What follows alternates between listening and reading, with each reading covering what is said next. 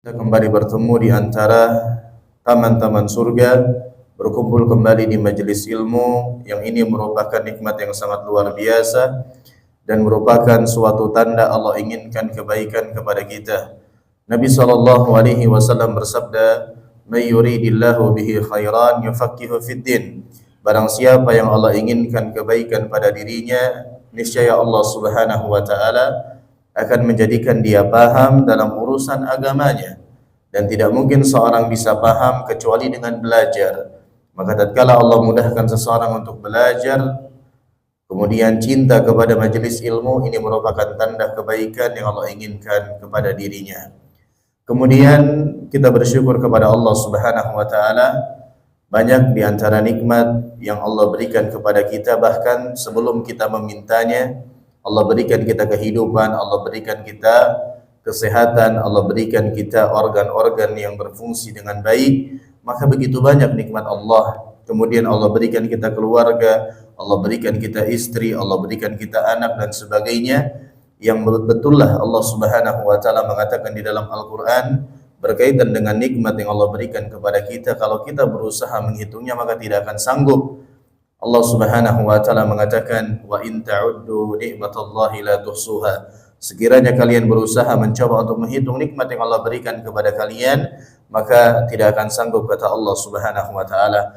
Akan tetapi kita bukan hanya diperintahkan hanya sekedar menghitung, akan tetapi kita diperintahkan untuk bersyukur. Syukur dalam artian semakin taat kepada Allah, semakin maksimal menjalankan perintah Allah dan juga menjauhi larangan Allah, dan itulah hakikat daripada takwa kepada Allah.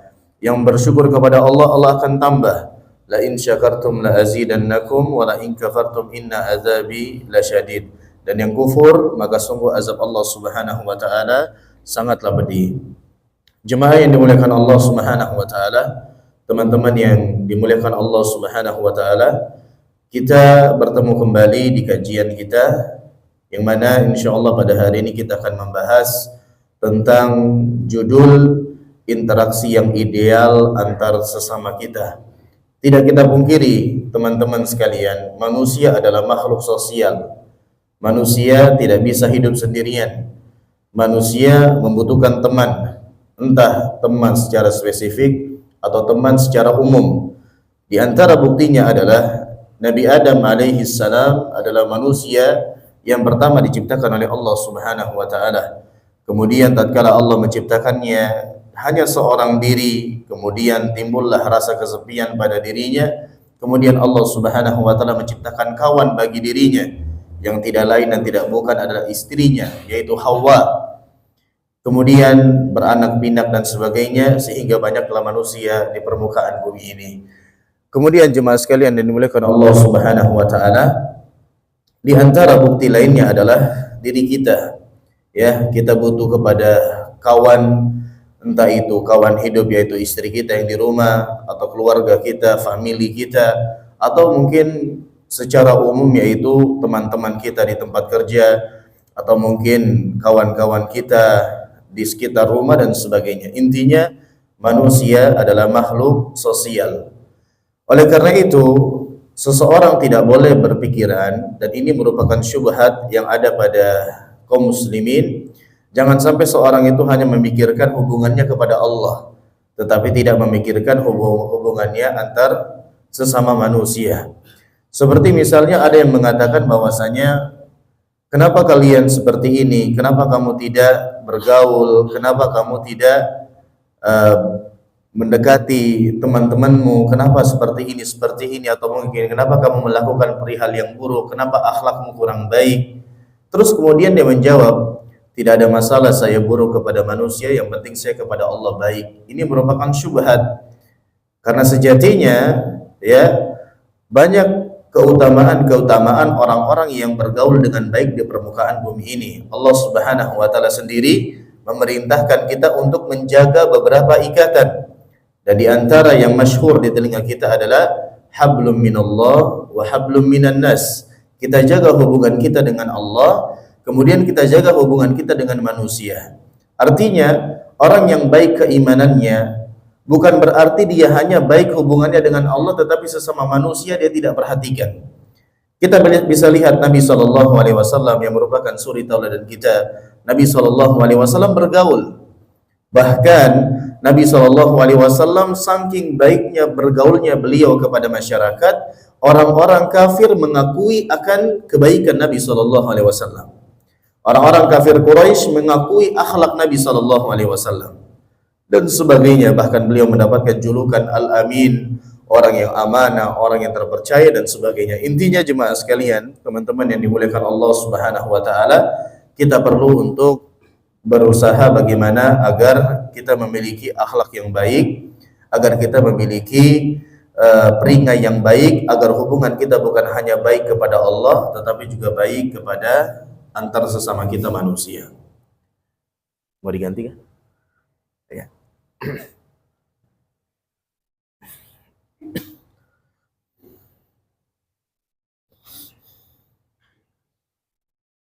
Bismillah.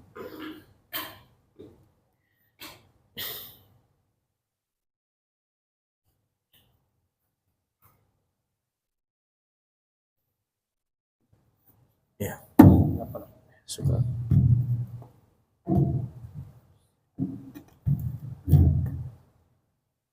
Kemudian teman-teman sekalian yang dimuliakan Allah Subhanahu wa taala, yang mendasari pembahasan kita pada hari ini adalah salah satu hadis dari Nabi sallallahu alaihi wasallam. Disebutkan an Abi Hamzah Anas bin Malik radhiyallahu taala anhu, khadimin Nabi sallallahu alaihi wasallam, anin Nabi sallallahu alaihi wasallam qala la yu'minu ahadukum hatta yuhibba li akhihi ma yuhibbu li nafsihi. Rawahu al-Bukhari wa Muslim. Dari sahabat Anas bin Malik radhiyallahu anhu yang merupakan pembantu Nabi sallallahu alaihi wasallam, pelayan Nabi sallallahu alaihi wasallam, ia mengatakan bahwasanya dari Nabi sallallahu alaihi wasallam beliau bersabda, la yu'minu ahadukum hatta yuhibba li akhihi ma yuhibbu li nafsihi. Tidak akan sempurna keimanan seseorang sampai dia menyukai untuk dirinya apa yang dia sukai, sampai dia menyukai untuk saudaranya apa yang dia sukai untuk dirinya sendiri. Hadis riwayat Bukhari dan Muslim. Maka teman-teman sekalian yang dimuliakan Allah Subhanahu wa taala, di sini Nabi sallallahu alaihi wasallam mengatakan la yu'minu ahadukum. Tidak sempurna keimanan di antara kalian. Tidak akan sempurna keimanan seseorang di antara kalian. Ya, di sini maksudnya adalah tidak sempurna. Bukan berarti tidak ada iman sama sekali. Ya, Nabi SAW mengatakan la yu'min, tidak sempurna keimanan seseorang. Sampai kapan? Sampai dia menyukai untuk dirinya sendiri, ya, dia menyukai untuk saudaranya sebagaimana yang dia sukai untuk dirinya sendiri. Maka di sini ma'asyarul muslimin, teman-teman yang dimuliakan Allah Subhanahu wa taala, terdapat akhlak yang sangat mulia. Terdapat peringkai yang sangat mulia, terdapat barometer yang sangat ideal di dalam kita bergaul kepada orang lain, di dalam kita bergaul kepada sesama kita. Nabi SAW mengarahkan kita, hendaknya kita mencintai atau kita menyukai untuk saudara kita apa yang kita sukai untuk diri kita sendiri. Maka di dalam kita bergaul, ini bisa kita gunakan. Apa yang kita sukai, itu yang kita berikan kepada orang lain. Atau kebalikannya, apa yang kita tidak sukai untuk diri kita, maka jangan kita perlakukan itu kepada orang lain. Karena Nabi SAW mengatakan la yu'min, tidak akan sempurna keimanan seseorang sampai dia menyukai untuk saudaranya apa yang dia sukai untuk dirinya sendiri. Ini bisa berkaitan dengan interaksi kita atau berkaitan dengan kenikmatan-kenikmatan yang kita miliki. Yang pertama, berkaitan dengan interaksi. Kalau kita suka orang berinteraksi dengan kita dengan ucapan yang baik, kita suka orang berinteraksi dengan kita dengan sopan, kita suka bahwasanya orang menghargai kita, maka seperti itulah kita perlakukan orang lain. Ya, kalau ternyata ada sesuatu yang tidak kita senangi, misalnya kita tidak senang apabila kita diucapkan dengan perkataan yang kasar, kita tidak senang kalau ada orang yang menceritakan keburukan kita tidak senang kalau ada orang yang mengadu domba kita, maka kita tidak boleh memberikan itu kepada orang lain. Itu di antara adab muslim. Kalau seseorang mempraktikkan ini, maka insya Allah dia tidak akan bergaul kepada sesamanya kecuali dengan sebaik mungkin. Ya, dia tidak akan bermuamalah kepada orang lain kecuali dengan wujuh atau sisi yang sangat sempurna. Kenapa tidak?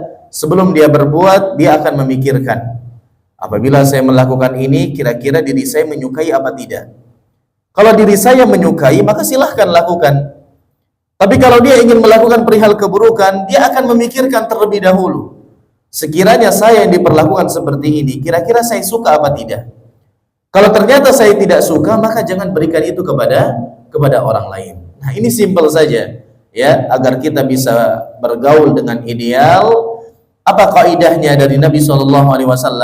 Apa yang kita sukai untuk diri kita sendiri, itu yang kita berikan kepada orang lain. Apa yang kita tidak sukai untuk diri kita sendiri, kita tidak boleh memberikan itu kepada orang lain. Diri kita saya tidak suka, bagaimana mungkin kita berikan kepada orang lain perlakuan seperti itu? Itu yang pertama. Kemudian yang kedua, maksud di sini adalah tatkala kita diberikan kemudahan. Misalnya, ada di antara kita diberikan kelancaran rezeki. Ada di antara kita diberikan kelapangan rezeki, kemudahan dalam pekerjaan. Ya, maka kita hadirkan di dalam hati kita kawan-kawan kita yang sama-sama bekerja di tempat yang sama. Kita harus hadirkan di hati kita, sebagaimana saya suka kerjaan saya dimudahkan, diberikan kelancaran, saya juga ingin teman-teman saya yang lain diberikan kelancaran. Itu harus ada di dalam diri kita. Ya, karena Nabi SAW mengatakan tidak sempurna keimanan seseorang sampai dia memiliki perasaan seperti itu. Tatkala Anda dimudahkan di dalam urusan rumah tangga Anda, diberikan kenyamanan, diberikan keluarga yang harmonis, maka Anda harus tanamkan di hati Anda, saudara-saudara Anda yang lain, kawan-kawan Anda yang lain, teman-temannya Anda yang lain, atau umumnya kaum muslimin, Anda juga harapkan mereka mendapatkan kenikmatan keluarga yang harmonis sebagaimana Anda mendapatkannya. Itu harus ada. Kalau tidak ada, kita terancam tidak sempurna keimanan kita, ada yang kurang, ya. Maka jemaah sekalian rahimani wa rahimakumullah, inilah adab yang sangat ideal di dalam kita bergaul antar sesama. Yang pertama tadi, apa yang kita sukai diperlakukan seperti itu yang kita berikan kepada orang lain, umum, ucapan, perbuatan, dan sebagainya.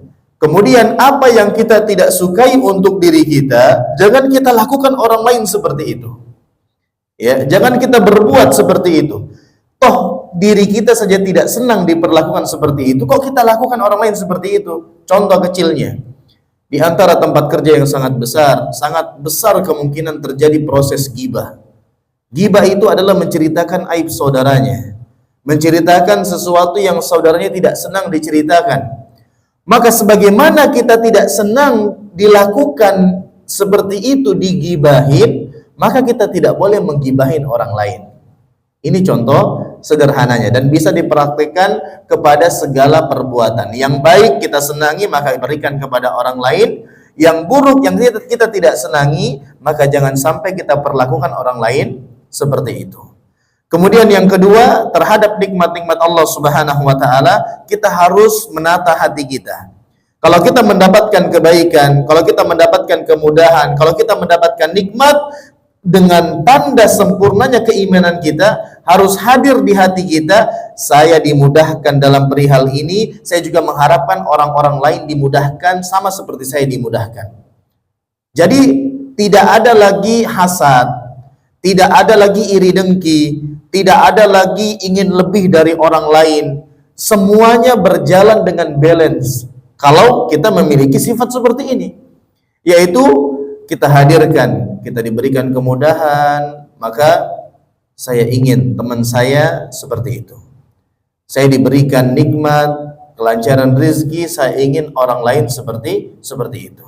Maka berkaitan dengan poin yang kedua ini, di dalam kehidupan ini ada sikap yang perlu kita tata. Yang pertama berkaitan dengan urusan dunia, kemudian yang kedua berkaitan dengan urusan akhirat. Jadi ada dua. Yang pertama berkaitan dengan urusan dunia, yang kedua berkaitan dengan urusan akhirat. Yang pertama, berkaitan dengan urusan akhirat terlebih dahulu. Kalau ternyata yang pertama ini kita bisa lihat, ada kalanya derajat kita antar sesama kita itu derajatnya saudara kita atau kita lebih tinggi daripada saudara kita.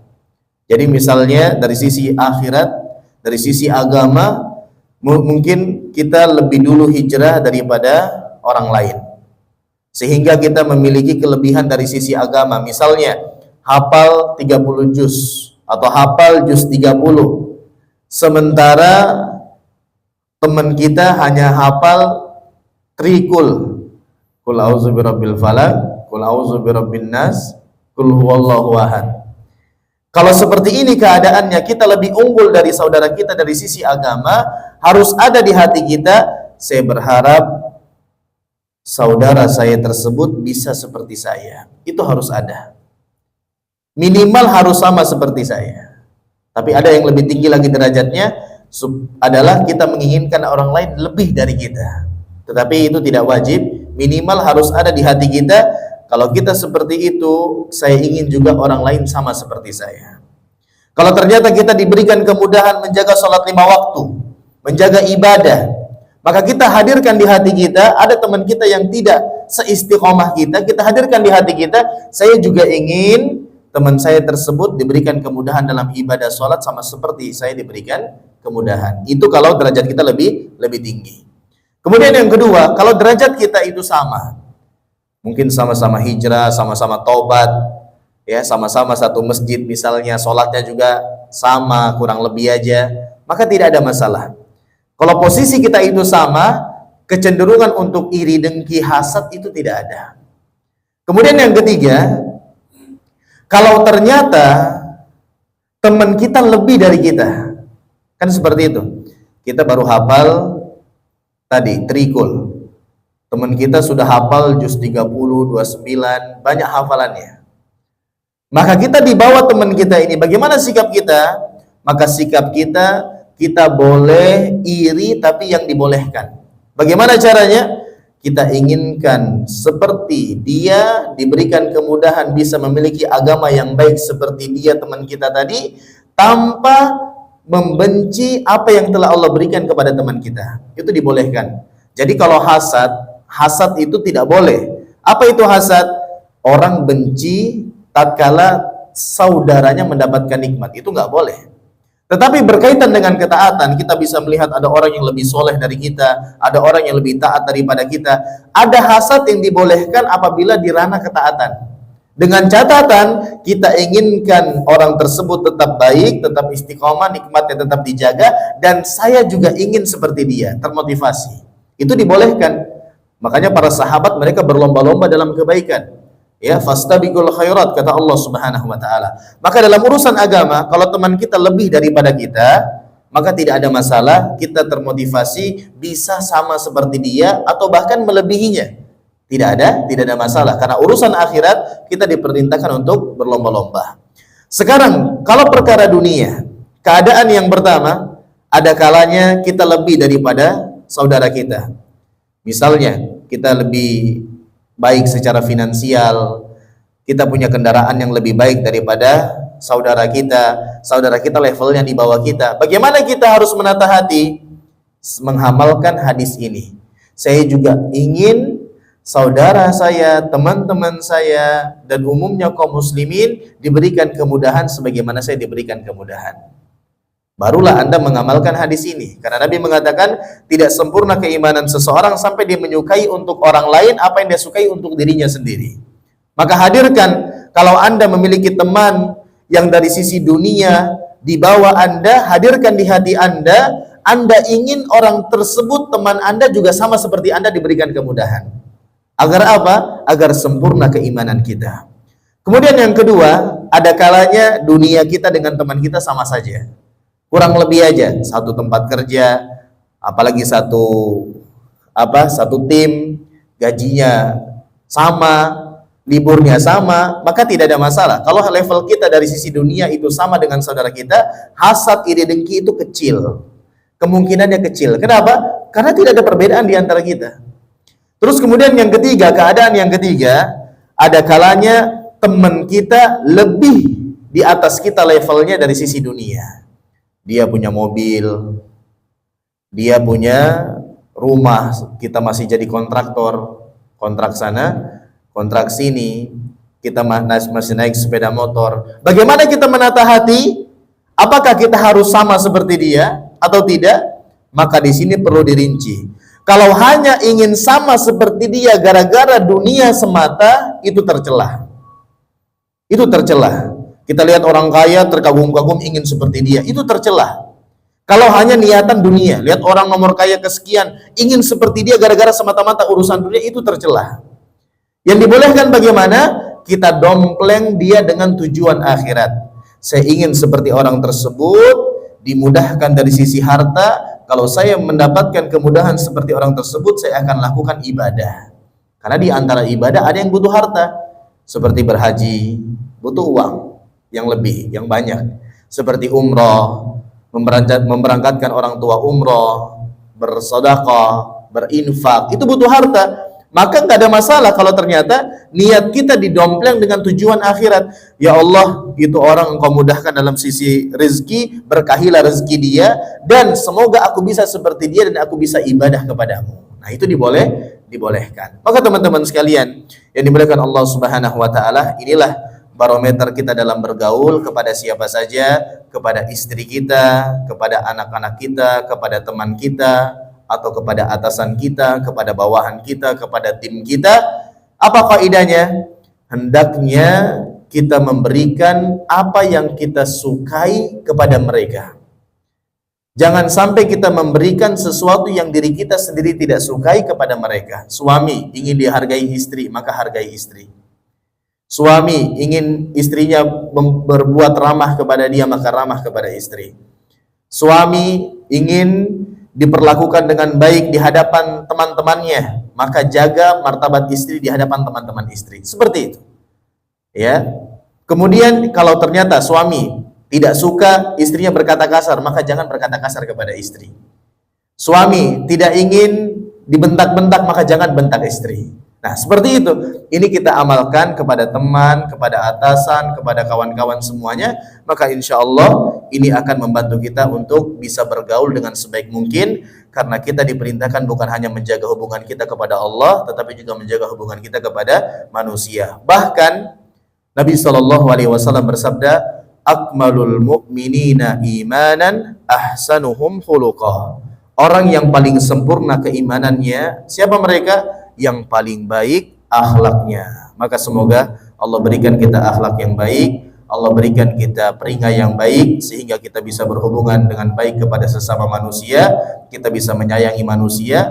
Karena Allah Subhanahu wa taala disebutkan oleh Nabi sallallahu alaihi wasallam, irhamu man fil ard yarhamukum man fis sama. Sayangilah orang-orang yang ada di permukaan bumi, maka niscaya Allah yang ada di atas langit akan menyayangi kalian. Kemudian Nabi sallallahu alaihi wasallam bersabda, aksaru ma yudkhilun nasal jannah. Yang paling banyak memasukkan seseorang ke dalam surga itu ada dua. Yang pertama, taqwallah, bertakwa kepada Allah. Yang kedua, husnul khuluq. Taqwallah adalah hubungan kita dengan Allah, husnul khuluq adalah hubungan kita dengan sesama manusia. Maka siapa yang baik hubungannya kepada Allah, juga baik hubungannya kepada manusia, maka insya Allah dia akan mudah untuk masuk ke dalam surga Allah Subhanahu wa taala. Semoga orang-orang tersebut adalah kita yang hadir di tempat ini, dan semoga kita bisa berkumpul di surga Allah Subhanahu wa taala. Demikian kita akhiri kajian kita. Subhanakallahumma bihamdik asyhadu an la ilaha illa anta astaghfiruka wa atubu ilaik. Wa akhiru da'wana anil hamdulillahi rabbil alamin. Assalamualaikum warahmatullahi wabarakatuh.